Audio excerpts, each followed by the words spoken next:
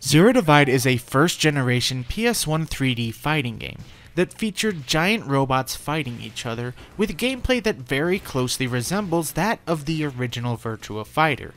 On a level of depth, I would put it slightly below the original Virtua Fighter, meaning that the game holds up solidly and stands as a surprisingly still playable effort that is outdated in a similar fashion to the original Virtua Fighter, in that the later refinements in the 3D fighting genre have given it a bit of a dated feel. Yet the game still holds up pretty well after all these years, because it followed Sega's foundational 3D fighter in its gameplay stylings.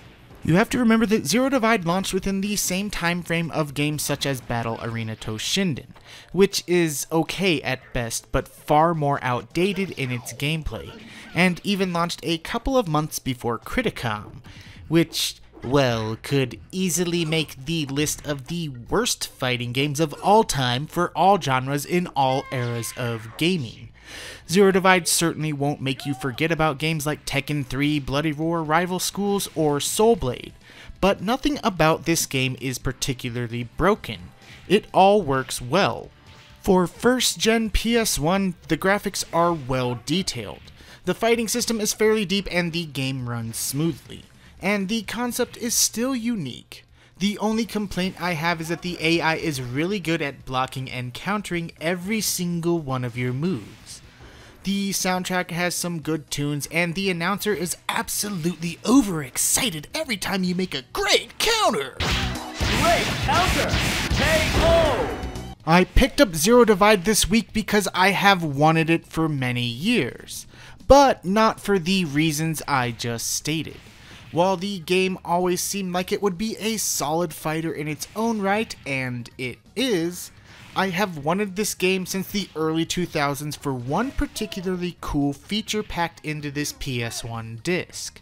When you boot this game up, holding the start and select buttons on the controller in controller port 2 right after the PS1 logo will unlock a game called Tiny Phalanx.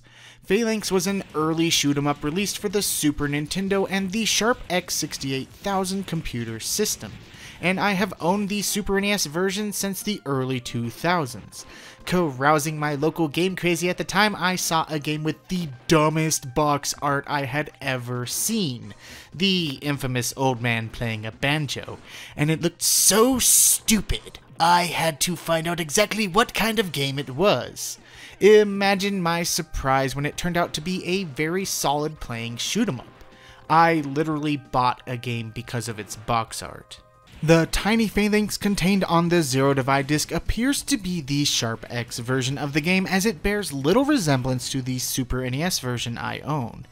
It also isn't the full game in itself. Apparently it just loops the first 3 levels of the game endlessly. I say apparently because I am so terrible at the game I actually can't beat the first level. The furthest I've made it is to the level 1 boss. Overall, this is far from the best or most iconic shoot-'em-up ever made, but like Zero Divide, this is still a solid game. Shoot-'em-up fanboys will have some fun with this one. While Ridge Racer would only let you play a small snippet of Galaga, to have a game that contains its own hidden game in 1995's gaming scene still goes down as a pretty awesome pack-in bonus.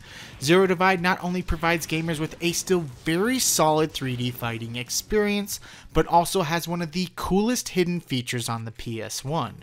Solid fighting game with a solid shoot-'em-up packed in for no other good reason than the developers could. This is a really cool feature.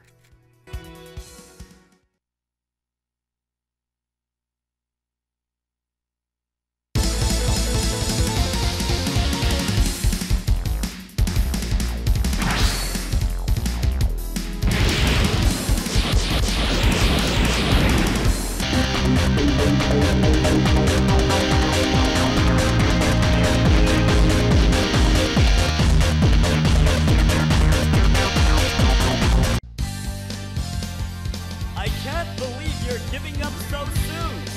You're such a baby.